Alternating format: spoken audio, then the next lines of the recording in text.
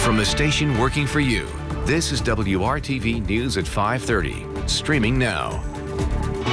Now at 5:30, getting out from under the crushing burden of medical debt. How 2 local doctors are stepping up to help ease that heavy load so many Hoosiers are facing. And it's time to get those letters to Santa in the mail, the special box dedicated to those extra special wishes. Chris? Topping our lineup, there's a newly identified risk that stems from a rise in COVID hospitalizations, the issues that could be the next infectious disease disaster. And we're checking back in with teachers that we first met at the start of the school year, talk about some of the challenges that they are still facing, but what they say has gone better than expected.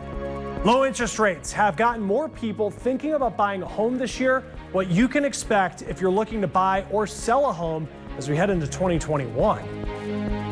First at 5:30, The Rebound Indiana is showing you how people are stepping up to help Hoosier families in need and where you can get help if your family is struggling to make ends meet.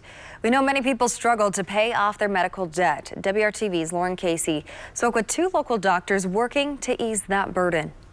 The average person and family who have a high deductible plan, which is the average Hoosier, the out-of-pocket expenses and deductibles are approaching or probably even over $10,000 a year. $10,000 a year is a big deal for any family, even middle and working class Hoosiers. Making choices about whether to go to the grocery store, put gas in your car so you can go to work, and paying your health care bill. Dr. Jeffrey Meltzer and his wife Lee have delivered thousands of babies over the course of their careers right here in central Indiana. And in those roles, they not only see the joy a new baby brings to the world, but they also see the struggles of families to pay their hospital bills. I saw the devastating effects of illness and health care bills on patient families. Medical debt is something that follows many Hoosiers, and the COVID-19 pandemic has only heightened our awareness of this issue. You know, with health care being tied to people's jobs, and if you think about all the people in the service industry who are not working, just routine health care becomes a major problem for the average person. And so the Meltzers wanted to do something about this. Dr. Meltzer tells me he took a leave of absence from his work as an OBGYN, and with his wife, they founded the Indiana Health Fund. The Indiana Health Fund was incorporated the week of the shutdowns back in March 2020. Since then, they've been fundraising to pay off medical debt for struggling Hoosier families. And the really cool thing is that we plan on paying off groups of bills, so maybe 10, 15, 20 patients at a time. And so your dollar goes further. Dr. Meltzer says by their negotiating, your $1,000 donation, for example, could help pay off $10,000 worth of medical debt for your neighbors. Working for you, Lauren Casey, WRTV. The Indiana Health Fund works with individual donors, public and private foundations to pay off debt at no cost to the individual in need. They serve families who make 2 to 4 times the federal poverty level, or about $50,000 for a family of 4 with those high deductible plans and facing medical bankruptcy. To donate or apply for help with the Indiana Health Fund, visit our website, WRTV.com/rebound, and click on this story. Kyle. Hopefully you've had a chance to enjoy the beautiful sunset across central Indiana this evening. In case you haven't, there is a check of it there as we look across downtown Indianapolis, and that light orange glow there going to continue to fade a little bit as we get toward our sunset. We have certainly talked about the chill in the air. Let's talk about a little bit of warmth, and that comes with temperatures that are running about 5 to 10 degrees warmer than this time yesterday. Yes, it still makes it a little bit cool out there. We're at 40 degrees right now in Indianapolis, already back down into the 30s for you in Kokomo and Bloomington at 42. Winds fairly light for us, and they will stay that way. Show you the view across the country because it is very quiet. There is a storm system down across portions of Kansas and Oklahoma, bringing some snow there and then some rain into the Gulf Coast. Doesn't look like this system is going to be impacting central Indiana. The only other thing going is some snow there across the northeastern portion of the country. So this evening, maybe you're going to load up the car and head out and check out some of those Christmas lights. A good evening for it, as we will remain with quiet weather here and partly cloudy skies. Our temperature 31 degrees for you here as we get to 8 o'clock, and we'll hold there in the upper 20s as we get to 10 o'clock tonight. Shouldn't be quite as cold as what we had this morning, where we started off at 19 degrees. And those high temperatures are looking pretty good here as we round out the week. But as we get into the upcoming weekend, it is going to get a little bit colder, actually falling below average. Coming up in a few minutes, we'll talk about whether any rain or snow chances will come with that change. Chris? Today, the United Kingdom became the first nation to approve a coronavirus vaccine. British health officials say the first 800,000 doses of the Pfizer vaccine would be distributed next week. The UK was able to approve a vaccine at a faster pace due to some of their regulatory practices. In the United Kingdom, they do something that's called a rolling review. So they're continually looking at that data as they go forward so that they can make a decision as close to real time as possible. The United States is likely not very far behind the UK's approval timeline. It's likely we'll see Pfizer's and Moderna's vaccine approved. American health officials do want to get the vaccine to 100 million people by January. In the United States, I believe we'll probably have more doses rolled out faster because of Operation Warp Speed, because of the manufacturing process beginning before all the trial data was in. So I do think we'll probably be able to vaccinate faster than the UK will. One thing to watch for as the UK distributes the Pfizer vaccine is what they'll be doing about its storage. The vaccine needs to be stored at -94 degrees Fahrenheit. North Korean hackers are suspected of trying to break into several health organizations, including Johnson & Johnson. Some of the other hacking attempts included vaccine developers in the US and the UK. Now, at the same time, global police agency Interpol is warning countries about criminals trying to steal the COVID vaccine or selling counterfeit vaccines. Now, two big updated virus and travel recommendations from the CDC today. First, they've added two alternatives for quarantining for anyone who's been exposed to COVID-19, shortening the standard 2 weeks to just 1 week. Now, if you have no symptoms and you test negative. 10 days if you do not take a test and have no symptoms. CDC looked at new modeling and data to come up with these alternatives. They say it will create less stress on public health systems with monitoring and will be easier for the public to follow. If one is following someone for 7 days versus 14, and then particularly if you have a negative test, that really is likely to have a much more positive impact than people who say, well, I can't do 14 days. CDC also asked Americans not to travel over the upcoming holidays. If you are, they recommend testing 1 to 3 days before and then again 3 to 5 days after. The testing after would be combined with the quarantine for 7 days. Now, still ahead in our lineup, there's a newly identified risk that stems from a rise in COVID hospitalizations. The issues that could be the next infectious disease disaster.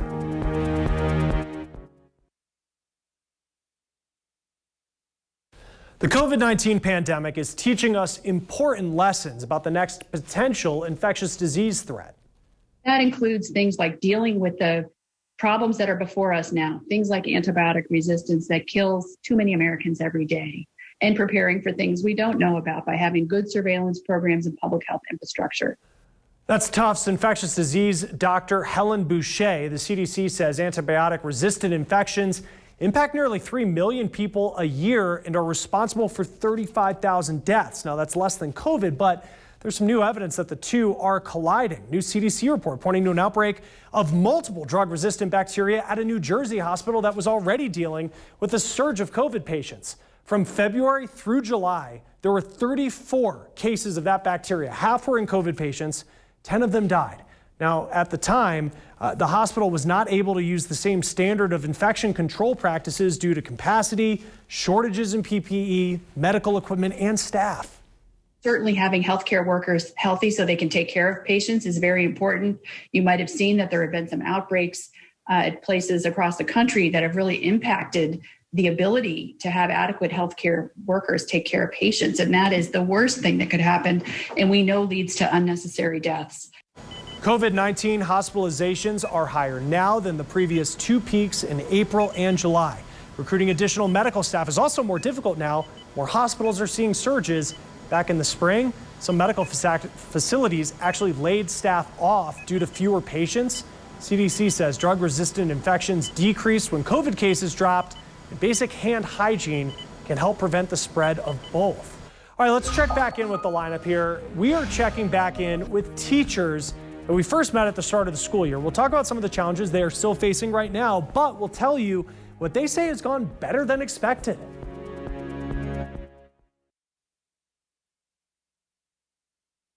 One family has plenty to celebrate this holiday season. Their son is a seemingly happy and energetic 11-month-old. He's come a long way since being diagnosed with a rare heart condition that will require constant vigilance. Now, as Lindsay Boach shows us, his progress is yet another example of how this year doctors are making amazing progress in so many ways. Carson Kirshner could be anyone's son, a baby with boundless energy. But his parents, Josh and Ashley, weren't sure how much time they would have with him. They came back with the doctor, and then we kind of were like, well, this probably isn't good. And the doctor told us that, well, we can't find part of his heart on the ultrasound. Josh and Ashley received the news when she was 28 weeks pregnant, and doctors referred them to a hospital in Sioux Falls, South Dakota. Carson had hypoplastic left heart syndrome, which meant the left side of his heart was underdeveloped.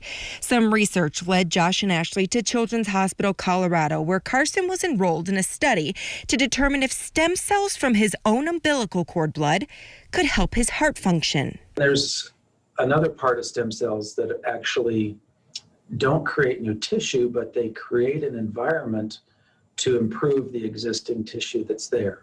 Dr. James Jaggers says this syndrome is the leading cause of death for children with heart defects in their first year of life. Carson's first surgery was when he was just 2 days old. His second, to inject stem cells into his heart, came a couple months later. The mode of stem cell delivery was actual physical injection of the stem cells into the heart muscle itself. And we do that in a number of different places on the heart to try to improve the sort of the global function of the heart for the long term. One problem doctors faced with the second surgery was it came during the start of the pandemic, which shut down travel. The Kirshners drove 6 hours from their home in South Dakota, but the stem cells had to be driven from the Mayo Clinic in Minnesota to Denver. Today, Carson still needs one more surgery, which doctors say will be when he's 2 or 3 years old. His parents know there's no roadmap for this, and while they wait to see how his body responds, they want to enjoy every moment.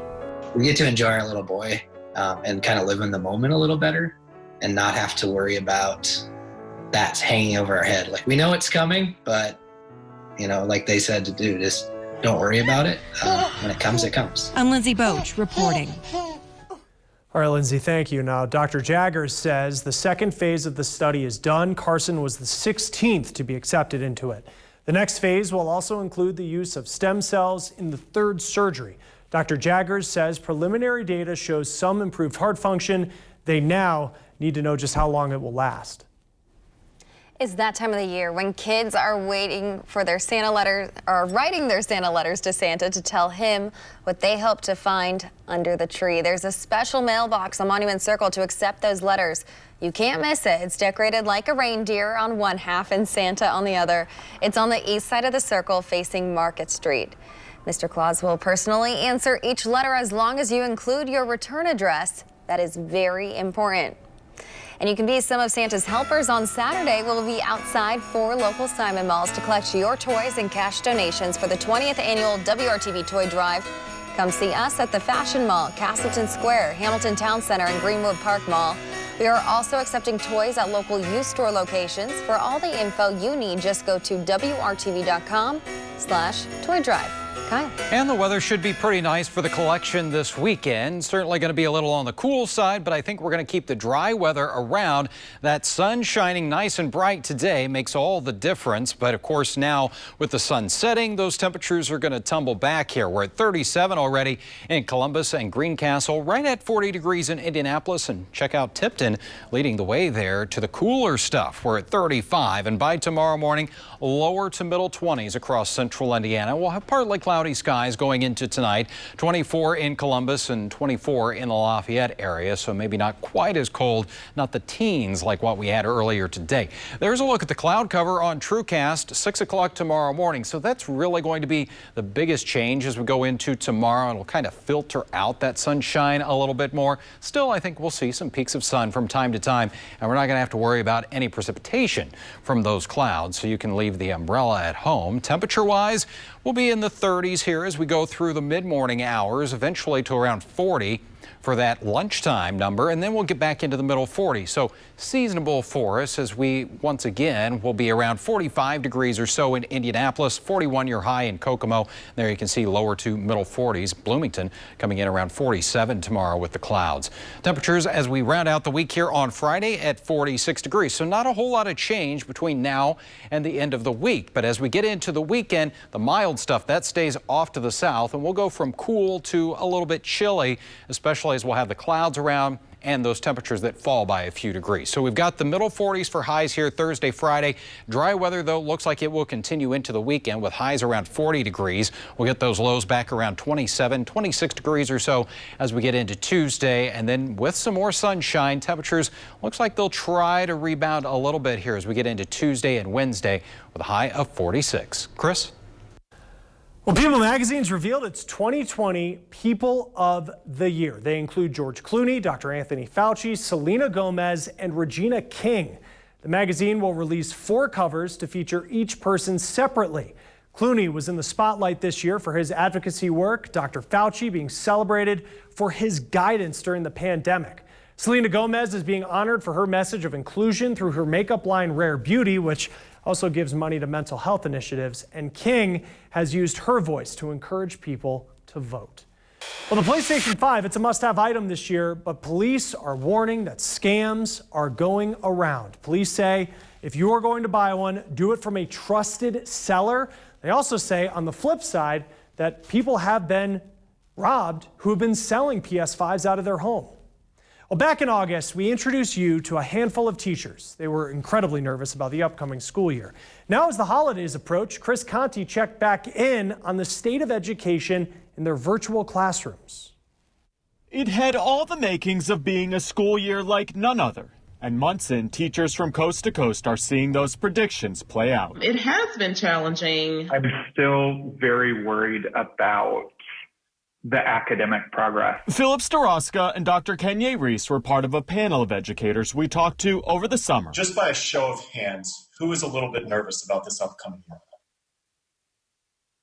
With the virus raging, it was unclear how things might play out. There are more silver linings than I was expecting at the beginning of the year. Philip's kindergarten students have all been learning virtually this fall, which has its own unique challenges. I would give absolutely anything to, give my kids a high five, a hug, to be able to be like, hey, come on, focus.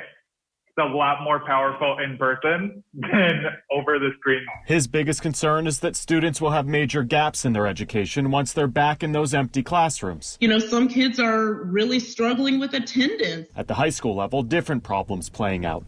Many of Dr. Reese's students, who are also learning virtually, have started part-time jobs during the school day because their parents have been laid off. We're seeing even high school kids that are having to watch little siblings because, parents are often back at work. So it's then juggling, okay, I'm a student, but now I also have to monitor, my little elementary or, middle-aged, sister or brother.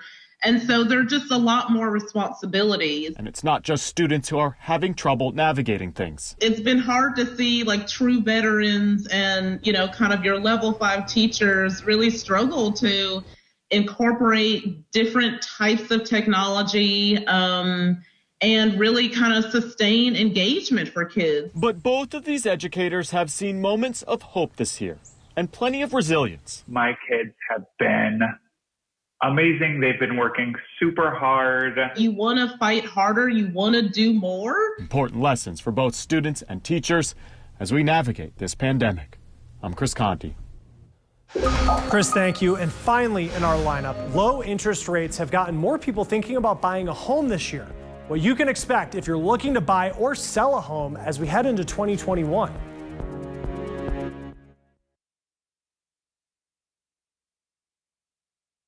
COVID-19 will continue to impact the housing market heading into 2021. If you're looking to buy, experts say the first few months of the year is the time to do it. Now, the housing forecast that's out today from Realtor.com finds mortgage rates will stay low, but only for the first half of the year. We expect mortgage rates to near 3.4% by the end of the year, which would, in any other year be record lows, but following on the heels of 2020, 3.4% is up a bit, but still historically low, broadly speaking. Home prices have gone up by double-digit percentages over the last couple of months. Some of that is expected to slow down as mortgage rates go up. Realtor.com is forecasting just below a 6% increase in home prices for all of 2021. But affordability is going to be a growing concern. The housing market has been historically challenging for first-time home buyers, with prices rising as dramatically as they have in the second part of 2020. First-time home buyers are seeing a bigger gap between what they need to bring to the market for a down payment and what existing homeowners have in the way of home equity to use to trade up.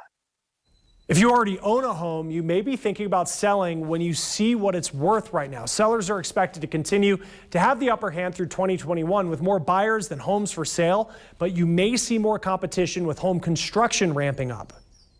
For existing homeowners in particular who want to stay put in their house, the fact that we have still low mortgage rates in 2021 creates opportunities for them to consider remodeling to make their home a more suitable place for them to age in place. Another trend that is expected to continue in 2021 is interest in the suburbs. We've told you how people have been moving out of cities as they're working remotely. Now, the chief economist for Realtor.com says rising home prices and higher interest rates could drive this trend as well. None of us want to see that closed permanently sign on our favorite local cafe or restaurant. So tomorrow we're looking at ways to help these small businesses. We will show you the items to purchase that restaurant owners say do the most towards keeping them in business. Still going to need to keep that coat handy here going forward. We'll have temperatures tomorrow morning in the middle 20s for you. We'll warm about 20 degrees into the afternoon. Again, more clouds will be around for us, but we continue dry here through Friday at 46. A little cooler, though, for the weekend. 40 there on Saturday, upper 30s Sunday and Monday before we recover a little bit with more dry weather into next week. Thanks for joining us here at 5:30. The news at 6 starts now. We're preparing to receive limited supplies of vaccine as early as mid-December. Some hope for Hoosiers as COVID cases and deaths increase. The new details about the possibility of a vaccine this month.